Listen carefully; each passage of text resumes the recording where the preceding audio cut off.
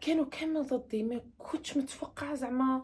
انا فاطمه، كي راكم؟ ان شاء الله تكونوا غايه لاباس عليكم وانتم تشوفوا هذا الفيديو. اللي ما يعرفنيش انا اسمي فاطمه، واللي يعرفني نقول لكم مرحبا بكم مره اخرى على القناه تاعي.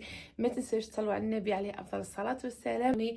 كامل اللي يتفرجوني ديجا راهم دايرين ابوني، معليش تعاودوا هذه الخطوات مره اخرى، بما انه انا غبت على القناه لفتره كبيره، فمستحيل انه ما يوصلكمش الاشعارات كامل. ماكمش يعجبكم الفيديو تسموكم ديروا جيم عاونوني لمده تقريبا هذا الشهر، تنجموا تقولوا فقط ديروا لي جنب باش نعاود نرجع للقناه تاعي، لانه دروك ماهوش الوقت تاع نقول لكم اللي يعجبكم الفيديو، هذا الوقت تاع تدعموني الى بغيتو بيان سور.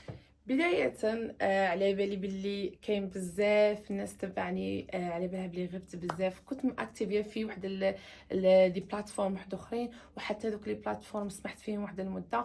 هو السبب غادي تسمعوا معايا في هذا الفيديو، وبغيت نصور معكم هذا الفيديو في نفس الوقت نقول لكم علاش غبت، بما انه حطيت لكم الفيديو البارح وبزافكم باغيين تعرفوا شو السبب تاع غيابي. قولوا لي البنات، ونقول هذا الفيديو نتوما طلبتوني فيه البنات. دابا كاين ناس بزاف أنا تشوف انه الحوت ماشي ضروري، ما تستعملش الحوت ولا ما تاكلش الحوت، ومانيش مدخلته ابدا في النظام الغذائي نتاعها الشهري او الاسبوعي. راكم ضايعين بزاف بزاف بزاف اذا كنتم ما تاكلوش الحوت. ضروري جدا ان ناكل الحوت على الاقل مده واحده في الشهر، يعني نختاروا يوم من الشهر كامل ونديروا فيه الحوت بانواعه، ما يهمش واش الحوت. على بالك الفيديو هذا ولا الفيديوهات القادمه ثاني غادي تكون بزاف، بالك بنات غادي يتاثروا بها، لانه انا السبب الغياب تاعي على لي ريزو سوسيو او الغياب تاعنا العالم. يعني نتوما بما انكم تتفرجوني فقط في لي ريزو سوسيو او في مواقع التواصل الاجتماعي، نخرج لكم عن طريق الشاشه الصغيره، دونك بزاف حسب لهم باللي انا راني غايبه غير في المواقع، ولكن انا غبت عن حياتي كامل لاسباب كثيره. منها تجمي تقولي تراكمات مشاكل كنت نعاني منها، مختلفة، يعني مشاكل عندها علاقة، مشاكل تجمي تقولي عائلية، مشاكل مع نفسي، الجهل بسبب شي الحاجة اللي مخليتني مديرونجية. ولكن بعد ما قدرت اني نعطي لنفسي فرصة باش نتعرف على نفسي اكثر، فاكتشفت باللي عندي بزاف اخطاء، والطريق اللي راني نتمشى فيها لمدة طويلة حتى 29 سنة خاطئة 100%. وهذا الشيء اللي يعيي، لانه مثلا تخيلي روحك انت راكي تمشي لمده 100 كيلو ومن بعد تكتشفي باللي راكي في الطريق الخاطئ، انت مضطره تعاودي ترجعي هذيك 100 كيلو كامل الى الوراء وتبداي من الصفر، وهذا الشيء محبط جدا. اذا راكم باغيين ندير لكم فيديو على سكين كير تاعي ولا واش ندير لوجهي، خلوها لي فقط في التعليقات. ونسيت بزاف ديروا جيم، قلت لكم الدعم هذا ماشي اللي عجبكم الفيديو، جوست الا كنتم باغيين تزيدوا تشوفوا الفيديوهات.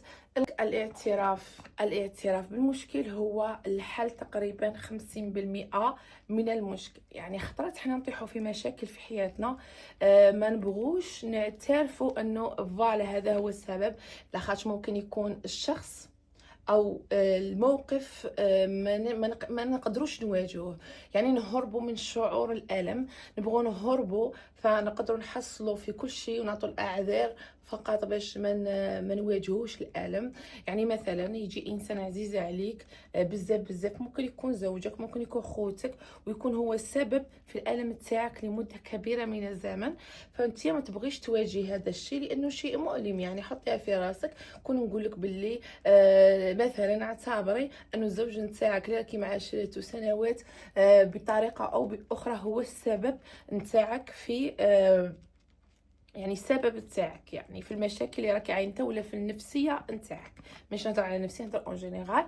اذا راكم باغيين تسمعوا يعني واش درت واش هو السبب، فنكتبوا لي في التعليقات. انا مانيش لو كان نبدا نحكي ليقلي ماشي فيديو، ليقلي 70 فيديو ما نقدرش نحكي كل شيء في هذا الفيديو، ولكن غادي نعطيكم باختصار. المهم، يعني اول حاجه اكتشفتها البنات اللي خلتني نمرض ونعيا هي انه انا نلعب دور الضحيه، ماشي لانه انا ماشي ضحيه ولا انا انسانه، نو، لانه فقط انسانه مضحيه ونبغي نمد فوق طاقتي ونبغي نعاون حتى لو كان ما يكونش عندي، ونبغي نعاون حتى لو ما كانش عندي طاقه. وهذا شيء خاطئ انك تمدي كل شيء، لانك انت انسانه ماشي انانيه. القليل من الانانيه مفيد. هذا من بين الحاجات اللي كي اكتشفتها يعني ما قدرتش نواجه. يعني علاش انا يعني لازم عندك رحله من التغيير النفس، وهذا حاجه بزاف صعيبه على بزاف ناس، يعني باش انهم يدوا هذا القرار. وانك تكوني انانيه مع الناس اللي تبغيهم، او تكوني انانيه مع الناس اللي عزاز عليك بزاف ولا اللي والفتي تمدي لهم، وانك تحسي هذيك هي الحياه تاعك. ولكن في يوم من الايام لازم تغيري من كل هذا الشيء، وهذا شيء متعب جدا. كان سبب كبير انه فقدت الشغف، دخلت في ديبريسيف نفسي واحد الوقت باش نكتشف نفسي اكثر. ف الحمد لله تنجموا تقولوا بعد الاعتراف اللي هو المحطة الأولى من التغيير، أنك تعترفي بوجود مشكل، هو المحطة رقم واحد. يعني انت إذا كنتي ماكش معترفة باللي ما كيش مليحة نفسيا، ولا ما كيش مليحة في طريقة التعامل تاعك، ولا عيانة نفسيا ودايما تبغي تبيني القوة ودايما تحاربي رغم وجود الطاقة صفر، فهذا الشيء متعب. فالوقت اللي اعترفت انه كاين حاجه ولازم نواجه هذيك الحاجه ولازم نعيش ذاك الالم، وباش نبدا من الزيرو تقريبا راني هذه المده تنجموا تقولوا دات مني فتره كبيره جدا جدا جدا من حياتي. فالحمد لله يا ربي. كنت حاسبه انه بزاف اشخاص، ولكن هنايا غادي تجي من بعد ما تقرر انك تعيشي هذاك الحزن وتتخلي وتطلقي الحبال اللي راكي شدتهم، شي صالك تطيحي، لانك كنتي شاده وكنتي تحاولي انك ديري كل شيء رغم انك راكي تعبانه ورغم انك راكي عيانه. فانا هذا الشيء اللي كنت نديره في حياتي البنات. النهار اللي قررت انه نحبس وندير بوز ونتخلى في فتره قصيره على كل شيء، يعني نتخلى على احلامي، طموحاتي، الناس اللي نبغيهم، العطاء، بزاف صوالح. نهار اللي قررت ندير هذه الخطوه شا صرالي؟ دونك طحت وتفكرت بلي انا انسان وانا مش سوبرمان، ولازم نريح شويه. هذيك الراحه تخليك تدخلي في دوام من التفكير، وليت نخمم بزاف. فويكي وليت نخمم بزاف بديت نكتشف، بديت نربط في الاحداث، تنجموا تقولوا لحظه وعي كبيره جدا. فخلتني نتخلى على كل شيء في حياتي، حتى حياتي، يعني مولا عندي حتى هدف، مولا عندي حتى حاجه باغيه نديرها غير اني نرتاح. كنت محتاجه الراحه. تفكرت بعد سنوات ضوئيه 29 سنه انه انا محتاجه نريح اليوم، انا محتاجه نعاود نخمم، انا محتاجه لحظه من اعاده ترتيب الافكار. وكما قلت لكم البنات، المحطه رقم واحد الاعتراف. اعترفت بلي انا ماشي ضحيه لنفسي، لانه كانت تغيرني عمري بزاف. من بعد ما الناس اللي نبغيهم، ممكن الزوج، ممكن الاهل، ممكن اي شخص، ممكن الاصدقاء، كنت انا نعطي بزاف وكيجي دوري ممكن هم ما يقدروش يعطوا لي لانهم ما يقدروش. ولكن انا هذيك الفتره تالمو ندير فوق جهدي ونحاول نصنع الفرصه ونحاول نصنع المساعده حتى لو كان ما عنديش. هذا كان يدخلني في احباط ويدخلني في مشكل، هو انه راني قاعده كانت تغيضني عمري ونقول ما عنديش الزهر مع الناس. وهذا شيء خاطئ جدا، انك تخرجي من دور الضحيه وانك تكتشفي انك انتيا مهما انضريتي في حياتك السبب انك انتي حليتي حدود ولا درتي حاجه خاطئه، يساعد بزاف في التغيير. لانه احنا لو كان نبداو نحصلوا في الناس ما عنديش زهر مع الناس، ما تقدريش تبدلي الناس، فهذا شيء خاطئ. ولكن كي تبداي تفكري بلي انتي هي لا فوت تاعك، انا ما لازمش نبد فوق جهدي، انا ما لازمش نعطي بزاف، هذا الشيء يخليك انك تغيري من نفسك وما غاديش تألمي، لانك ما توليش ديري التصرفات اللي كنتي ديري. فالاعتراف هو الاول حاجه لازم ديريها باش تبدلي نفسك للاحسن، هو انك تعترفي نفسك باللي راكي غلطه. انت ماشي الناس اللي راهم غالطين.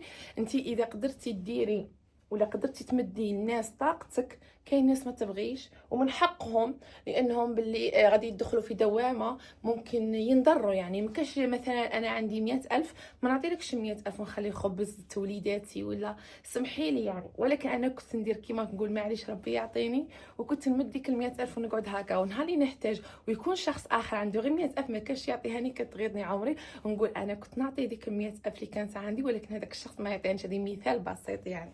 لازم الحياة هي اللي تعلمك. الألم تبداي تواجهي في الالم، ما تدفنيهش. هذاك النهار تبداي تكتشفي في نفسك.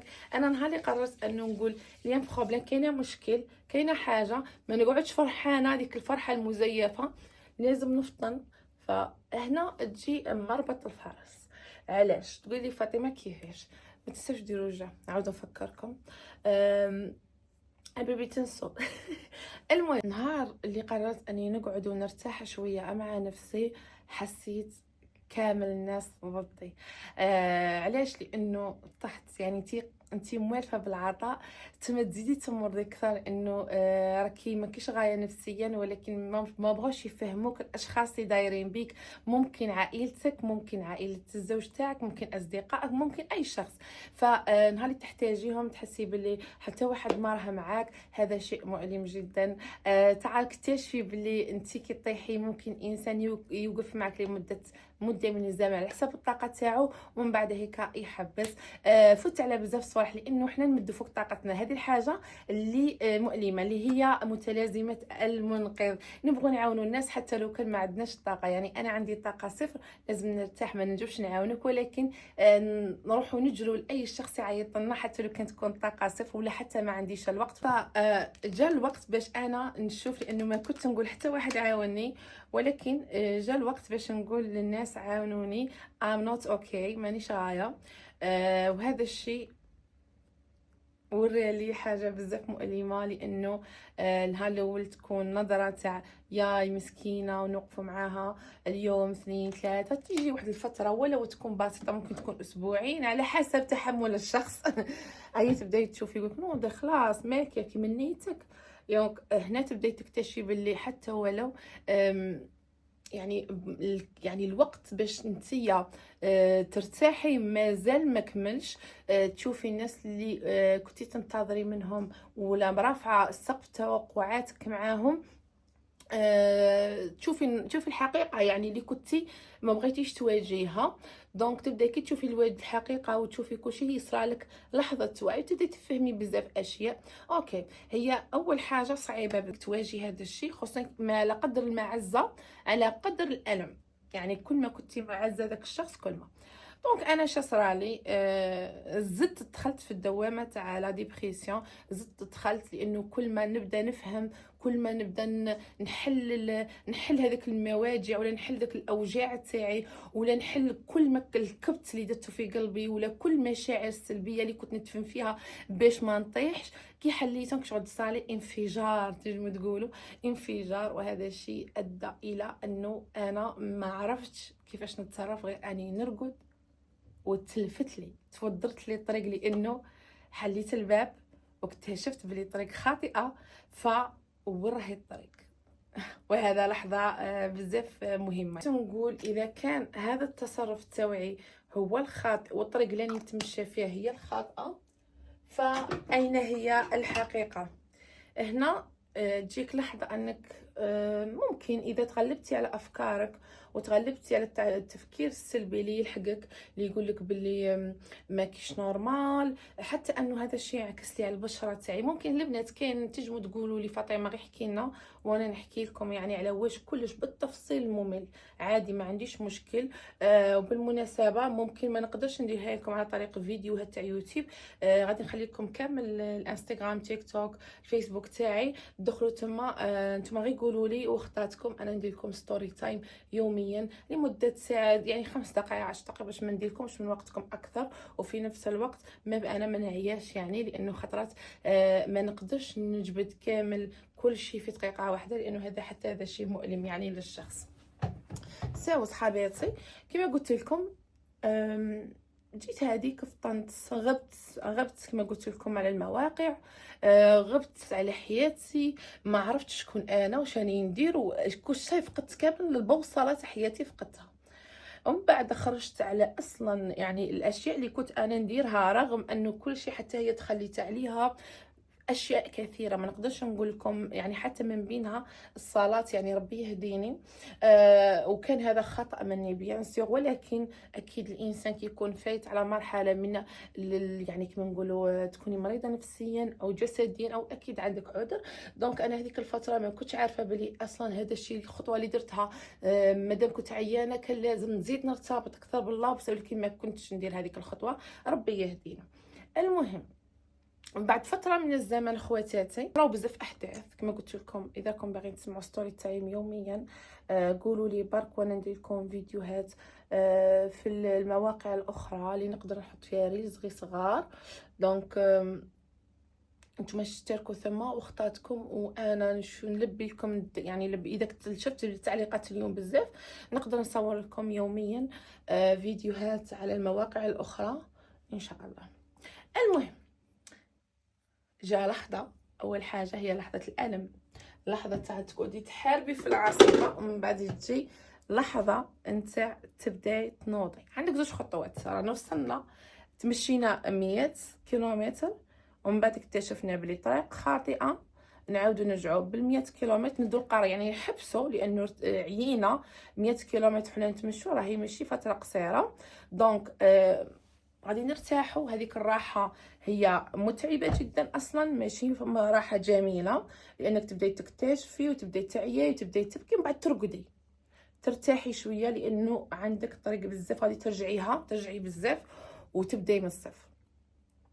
المهم، هذه هي انا يعني فت على هذيك المرحله كيما هكا.